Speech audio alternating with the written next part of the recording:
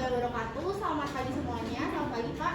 Perkenalkan, kami dari kelompok 5 ingin mempresentasikan hukum kekekalan momentum sudut.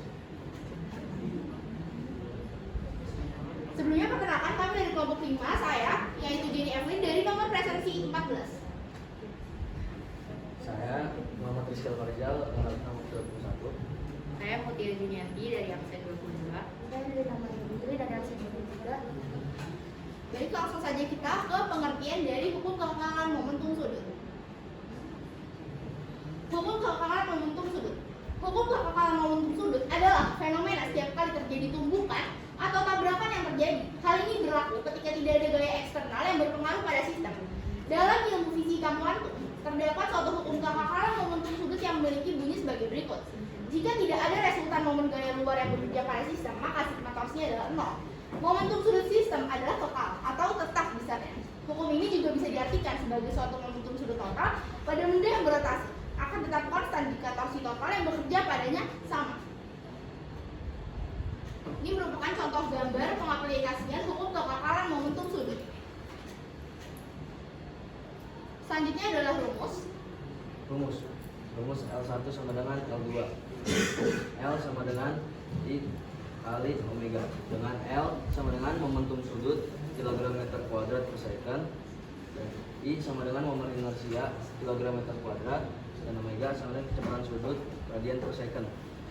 M1 kali F1 tambah M2 kali V2 sama dengan M1 kali V1 tambah M2 kali V2. Keterangan: M1 adalah massa benda pertama dengan satuan kilogram, M2 adalah massa benda kedua dengan satuan kilogram, F1 adalah kecepatan benda pertama dengan satuan meter per second, F2 adalah kecepatan benda kedua dengan satuan meter per second, V1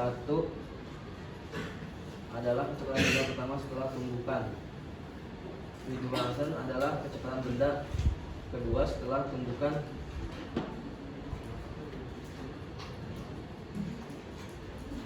Gambar bangun, nama benda, batang homogen terhadap sumbu yang melalui Di sini adalah rumus-rumus momen inersia. Jadi dalam rumus momen inersia itu ada koefisiennya. Koefisiennya adalah tergantung dengan gambar bangunnya. Jadi untuk rumus yang biasa adalah momen inersia sama dengan M kali R kuadrat yang menyambung ke rumus sebelumnya, yaitu L sama dengan momen inersia kali omega. Jadi momen inersia itu selanjutnya akan memengaruhi jari-jari dari bentuk bangun yang akan dicari.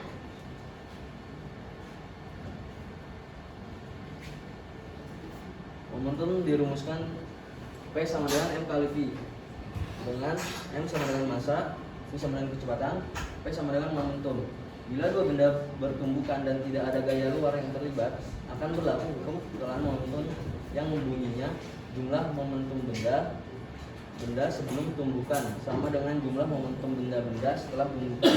P sama dengan P aksen dalam kurung M1 kali F1 tambah M2 kali V2 sama dengan M1 kali V1 aksen tambah M2 kali V2, dengan M1 sama dengan massa benda pertama, M2 massa benda kedua, F1 kecepatan benda pertama sebelum tumbukan, V2 kecepatan benda kedua sebelum tumbukan, V1 kecepatan benda pertama setelah tumbukan, V2 dan kecepatan benda kedua setelah tumbukan. Selanjutnya ada aplikasi sehari-hari. Di sini ada seorang yang berdiri di atas piringan yang berputar dengan membawa beban di kedua tangannya. Gambar pertama yang di sini dengan kedua tangannya direntangkan, dan yang kedua ini dengan tangannya dirapatkan ke badan. Dan ini adalah pengertiannya.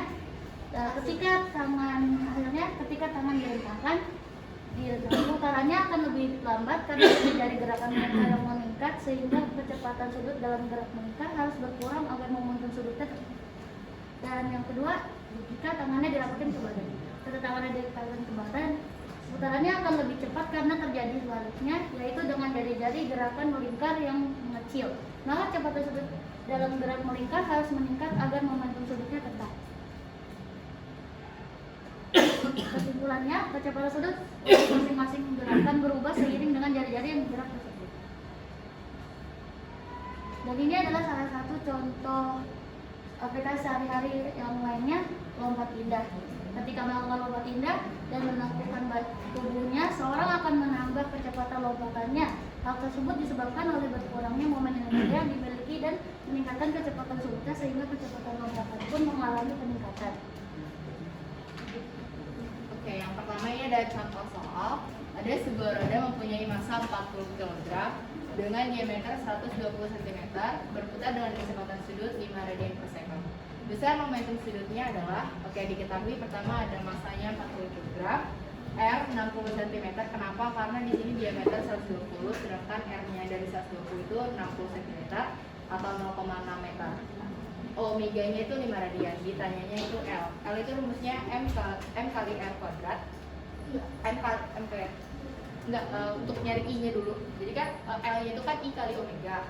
I-nya itu kita cari dari MR kuadrat. Nah, 40 kg dikali 0,6 meter dikuadratin.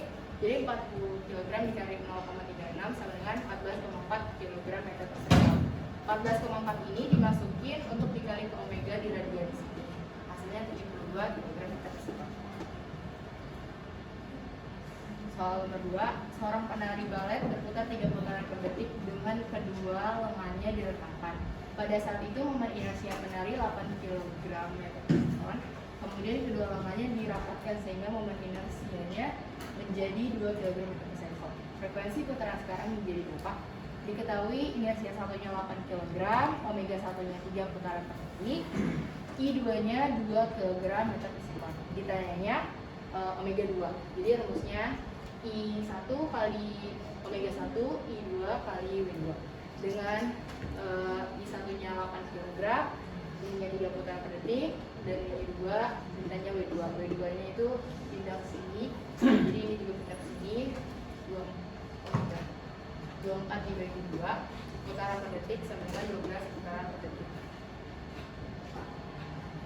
Contoh soal selanjutnya, suatu partikel bergerak melingkar dengan kecepatan sudut 10 radian, jari-jari lingkaran 13 cm, dan massa partikel 3 gram. Oke, diketahui 3 gram 3 cm 10 radian, ditanya M. Sama seperti tadi, I kali omega, I-nya itu MR kuadrat, 3 kali 10. Kenapa? Karena ini 3 cm ke meter. 3 kali 10 pangkat 3 dikali 3 kali 10 pangkat 2 dikuadratin. Ini 3 kali 10 pangkat 3 dikali 9 kuadrat. Kali ini 27 kali 10 pangkat 7 kilogram. Masukin lagi ke rumus I kali omega, 27 kali 10 pangkat 7 dikali 10 270 pangkat 10 pangkat 7 hapus 2,7 kali 10 pangkat 5 kilogram meter. Soal selanjutnya ada sebuah partikel bermassa 0,2 gram bergerak melingkar dengan kecepatan sudut tetap 10 radian. Jika jari-jari lintasan partikel 3 cm, maka momentum sudut partikel itu adalah, ditanyanya L, massanya 0,2 gram, R-nya 3, omega-nya 10, ditanya L, I kali omega.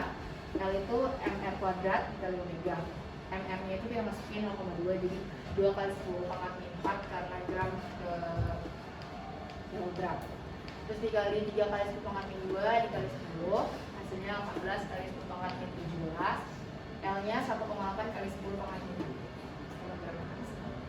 Contoh soal yang terakhir, katrol cakram penjal bermassa 2 kg dan berjari-jari 0,1 meter. Jika katrol bergerak rotasi pada porosnya dengan kecepatan sudut konstan 2 radian per sekon, berapa momentum sudut katrol? Oke, masanya 2 kg, R-nya 0,1 meter, W-nya W itu omega 2 radian. Ditanya L setengah MR kuadrat karena katrol cakram penjal ya, setengah 2 dikali 0,1 kuadrat sama dengan 1 dikali 0,1 sama dengan 0,1 kg meter. Baik, sekian untuk presentasi kelompok kelompok kami. Apakah ada yang ingin ditanyakan? Kelihatannya sudah cukup mengerti. Baik, sekian dari kami. Terima kasih.